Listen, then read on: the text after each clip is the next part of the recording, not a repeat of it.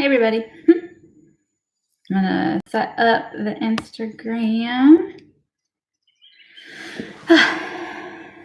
So we'll see how that goes. Oh, I'm facing the wrong way on my camera. Whoops. Okay. I'll block my head where that light is, so on Instagram you can't see it. Okay, so welcome to Snake Room Saturday. It is a lovely day to be in the snake room. I just cleaned and fed my babies. So if you hear, it was live today, I did a live feeding today. So if you hear mice in the background, I apologize, but they're in the process of eating their food. So sorry, I know sometimes it's not the greatest, most appealing sound ever. So I'm just gonna be basically cleaning my snakes while I'm on live here, and I'll go through the different cleaners that I use. You'll probably hear the dogs whining outside. I just got a new roommate last week who has 2 dogs and 2 cats. So on top of the craziness zoo that we have here, we just added more to the bunch. But anyway, you'll probably hear them. I'll go over the different things that I do to try to reduce any cross-contamination. When I went to Florida for the Carpet Fest down there, I know I streamed some of the nidovirus presentation that they did, and it really hit home with me because, I mean, like I've told you guys probably every single week I've come on here, I really do believe that I had a virus go through my collection about 3 years ago. And when talking to the researchers, basically they said, if you've had a snake that had an RI and then it went away and it came back and it went away and you kept fighting it and it never fully went away, that's probably nido. They also said, if you want to test your snakes, you're going to probably want to test them when they're under stress. And none of my snakes are under stress right now. And that's because the way they describe the virus, it reminds me of like the herpes virus in humans, where if the person is stressed out, then the virus will come out and shed more. So if you're taking a sample and sending it to the lab and they're not stressed, then you might not even catch any of the virus shedding and be able to detect it. So that's why there's a lot of false negatives. If you do get a positive, though, it's most likely truly is a positive.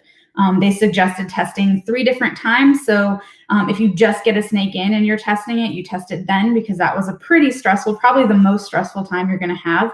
And then a couple weeks after that, and then another month after that, to make sure that it is in fact positive or negative for nidovirus. So with that, and knowing the things that I know now, I've switched to using bleach. So I do have like a cleaning component. So I use chlorhexidine, and I'll be switching to Simple Green, which is going to be kind of like the soap. And then the sanitization and trying to eradicate any bugs or anything is going to be the bleach. There was a paper that was shared by PIA that talked about bleach and alcohol being the most effective. They just gave a whole list of all the different ones that they did testing on with different viruses, and it wasn't specifically nidovirus, but bleach seemed to work really well as alcohol. So I am going to be using bleach, which my nose doesn't like very much. I do a 10% bleach solution, and my nose really doesn't like it, and that's okay. That is what it is. I also bought a lot of gloves, so I have nitrile gloves now, and what I will be doing is that's so funny. It says my battery's running low. So on YouTube, I might not have a very long live session. I apologize. But anyway, so nitrile gloves, and basically with each rack, they're all in the same room, so they're all breathing the same air, right? So there's only so much you can do with that. Each rack, is sharing space and sharing air, so there's only so much that you can do with that.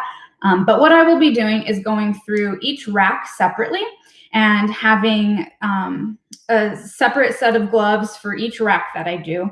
And then if I have any snake that has ever been symptomatic for a respiratory infection ever, I'm just going to assume that they have the virus either dormant in them or just have the virus in general. And so they will be treated last. And I also got, let's see here, I got a lot of Purell. I'm still waiting for the dispenser itself, but I have a small bottle of that as well.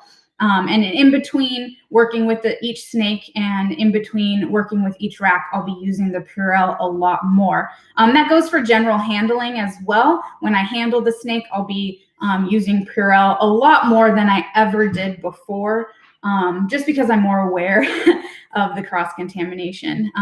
Now, I also worked in a pharmaceutical aseptic area. It's grade 6, grade 5. And that's where we're making aseptic products. And so there has to be basically no germs whatsoever in the room. And so even knowing, that I have gloves on, I would have to switch my gloves between every single snake, which is if I want it to be as sanitized as possible. And honestly, that's just really not feasible for me in this setting that I have, which is why I decided to do it per rack. So like I said before, I'll be having one set of gloves per rack and then saving any snake that might have a respiratory type symptom or have had them in the past. They get saved for last. So I have one baby who actually is one of my keepers is kind of sounds like she has something going on. So I'm just considering, that she does. And so she always gets done last. I have a T negative matrix, a male from 2017 that just shed and sounded stuffy. So I'm like, okay, maybe there's skin stuck in there, but I'm not going to take my chances. And so I'm going to do him last. And then I have Sylvester, who's my really mean Borneo, but really pretty and super, striped and nice and everything. And when he gets really excited, he like foams at the mouth. And that could be just him being really excited, but I don't want to take my chances. And so I'm just going to assume that he possibly has the virus, and so he will get done last. Now, those of you might question, you're still breeding. Why are you doing this? How can you feel good about that? There has been tests that when they lay eggs, that it does not get transferred over to the eggs. My babies are, mind you, in the same room, but they're on the opposite side. I do the babies either first thing. When I clean, I start from youngest to oldest because the youngest have less of an immune system built up.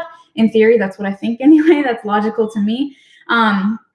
So I do the babies first or on a separate day, and then I work with the older ones. But yeah, that's kind of the theory that I have, and I'm just gonna start cleaning them. So like I said, on YouTube, my battery is running out. I apologize, I did not prepare well for that. So that might cut out at any moment, and I'm sorry for that. But for those of you guys on Instagram, you will see how I clean everything. I'll try to angle it so you can see what I'm working with. I think the first one is gonna be this rack here. All right, which is gonna be that rack right there. All right, guys, and I'm gonna get to it and get started. So you'll see exactly how I clean and what I use. And I'll come in here and look at the different comments and stuff that you guys have and see if I can answer any questions that you might have. So first is gloves. I use nitrile because being in the pharmaceutical industry, I kind of have an allergy, slight allergy to latex. Actually, okay, I have an allergy to my own sweat. And when my own sweat is trapped underneath a glove, I'll get like hives real bad. So sorry about that light. There's nothing I can do about it. Maybe I'll put a filter. I don't know. But here we are. All right. So this is one of my baby racks. Well, baby, it's a juvenile rack. Hi, there's a dog out there. Okay. He good? So we have here. He's a marble Borneo. But also I have, this is like my dump water bucket here. So I just go through and dump all the waters and put the water bowls to the side. And then I check for any poop, anything like that. Hey, bud. They like to poop in corners.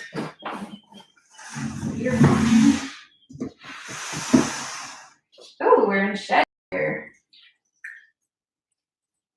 What a dead rat. Why? That's gross. No bueno. All right, and then none of these have any symptoms, so I'm just going to go through real quick. But why do you smell like dead rat, dude?